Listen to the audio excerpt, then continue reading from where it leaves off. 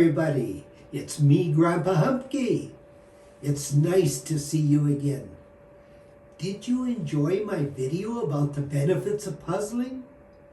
I continue to work on my New York puzzle, and soon you'll see it on the wall behind me, next to Toronto. Exercising my left and right brain at the same time while keeping my conscious mind focused really calms me. And the hour spent on the puzzle is also my personal meditation time. I hope one or two of the grandparents try something new and do a puzzle with their grandchildren. I'd love to hear of your experience in the comments below. Today, I'm going to talk about leaving Scapa and going back to University of Alberta for summer school and the 1964-65 term. The $500 Canadian bursary Superintendent Ralph Saby had arranged for me would be like getting $4,215 in today's money. In return, I would teach 2 years for Northland School Division. They were responsible for the education of all communities outside of those presently having an operating educational system. It consisted of 20 plus communities scattered across Alberta, and most were in very isolated northern locations. Their main office was in Edmonton, and their mode of transportation was smaller bush planes. So, in July of 1964, we left the friendly community of Scapa and moved into older military housing above Connors Hill in Edmonton. That summer, I took 2 courses, Guidance and Canadian History. The housing were low rentals, and we only paid $100 a month for rent and utilities. We were very satisfied, and Kathy turned that place into a loving home for the next 12 months. Our second miracle and most memorable happening in 1964 was the arrival of Nadine Corin Humbke on October the 6th at St. Mary's Hospital in Camrose. Roxanne now had a live baby doll to play with and fuss over. Nadine was an exceptionally happy, healthy bundle of joy. I love this photo of her in front of our stove with a used coat hanger hanging to keep it closed. We were a family of 4, and our 1950 Ford that had gotten us to Scapa was finished. So I got used to Edmonton buses. My dad would come up to Edmonton to bring us back home for holidays like Christmas, etc. University was great for me. I loved philosophy, geography, criminology, and literature, where I had 2 fantastic professors. I always found the first course in a subject opened so many doors, it was hard to choose which path to follow. I wanted to learn everything, but settled for courses later on in philosophy, psychology, and sociology. In my first year at U of A back in 60-61, I had time for sports. But now, with a family of 4 to support, I looked for part-time jobs and did everything from driving yellow taxis to working on demolition crews. I do remember some minus 40 degrees weather with heavy winds when schools were closed, but University of Alberta never did. Most transit buses still ran, but you were warned you must wear a scarf. We heard that walking in a wind at minus 40 could freeze your lungs, and individuals were in the hospital because of it. Now that I have the internet, I found out you don't actually freeze your lungs, but you can certainly irritate your windpipe and cause bronchospasms. It appears your body has many ways to ensure that air is warm and moist enough by the time it reaches your lungs, even at minus 50 degrees centigrade. In May and June of 1965, I was asked by Northland School Division to take over the principalship of the Fort McKay School. I would be the 5th principal that year, and I believed that the one before me was in jail for sexual involvement in the community. I was advised to nail windows shut, not answer the door late at night, and run the school as I had done elsewhere. I was to be paid about $50 per day and could make around a year's salary in just 2 months. I was up for the challenge. I caught a Canadian Pacific Airlines flight to Fort McMurray, since there was no all-weather road, and the train from Edmonton took 2 days as it overnighted in Lac La Biche. Terry Garvin, an RCMP officer, was to meet me in Fort McMurray and take me plus some supplies up the Athabasca River, 60 kilometers with a small motorboat to Fort McKay. The river had just broken up, and there were a lot of logs and floating ice to avoid. It was a cool trip, and halfway I saw where they were clearing land for the first Great Canadian Oil Sands project called Suncor. Terry introduced me to the community of Fort McKay, and I was on my own. The only contact with the outside world was through a radio phone, which was located in an attic above the Hudson Bay post. I never used it, but I did get written messages from my employer. A plane was scheduled to pick me up 60 days later. So here I was, on my first Indian Reserve, Chippewan, Cree, and Métis people.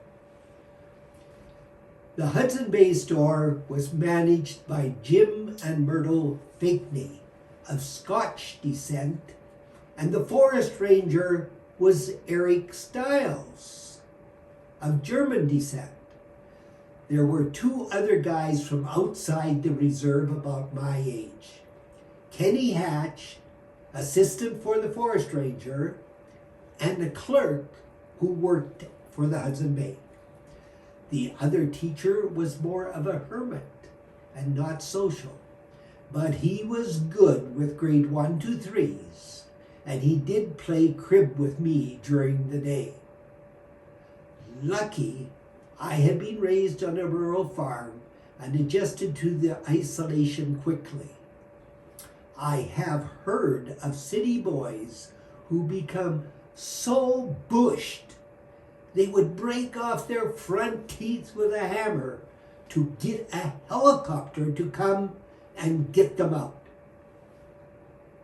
I had so much work to do to get the class organized, school back on track, keep the 2 Lister diesels that supplied our power running, and pumping water up the bank from the Athabasca River to keep a large cement cistern in the basement full of water. I only had free time on the weekends. The hard part with the water was to add just the right amount of chlorine to make it safe, but not so much that you couldn't stand the taste. It takes very little chlorine to kill germs. Us 3 guys would usually start playing a game of Monopoly on Saturday nights that would carry on until Sunday morning. If the weather was decent, we would work on building a raft and going up and down the Mackay River, and generally acting like Tom Sawyer and Huckleberry Finn. Before leaving Edmonton, I had bought $100 worth of new pocketbooks from the Hertig's bookstore, so I did a lot of reading, and also wore out my Patsy Cline Western records. We did hold one local dance in the school where locals played the guitar, fiddle, spoons, and drummed with their feet. But we would shut it down at the first sign of trouble. The 3 of us went to a dance at one of their houses where they would take all the furniture out to make room for jigging and dancing. It was great to see them enjoying themselves. Liquor was a concern in the community and caused some terrible fights, but we managed to avoid these and just abstained while there. The highlight of my time there happened around the 1st of June, when we saw a tugboat or paddle wheeler coming down the river, pushing a giant barge with supplies, groceries, construction equipment, 45-gallon drums of fuel, etc., and perhaps some mail. Everyone in the village came down to the dock to watch them unload for 3 or 4 hours before continuing on to Fort Chip. It was the first time I found out you could buy anything in a tin can, like butter, potatoes, bacon, powdered eggs, etc. Us guys made a feast to celebrate and even tried making bread. It turned out it was easier to make bannock, which is North American native bread. Just 2 days ago, I managed to connect with Barbara Fakney, age 66, through Messenger on Facebook. And we had a wonderful chat for nearly 30 minutes. Barbara and Edith were 2 of the children of Ian Fakney, who was the son of Jim and Myrtle Fakney. I was happy to hear her say I was one of the few teachers she and her twin, Edith Fakney, had. She, like many other Mackay students, had suffered abuse. She told me that in some years, most teachers lasted 2 months and then left or were kicked out, never seen again.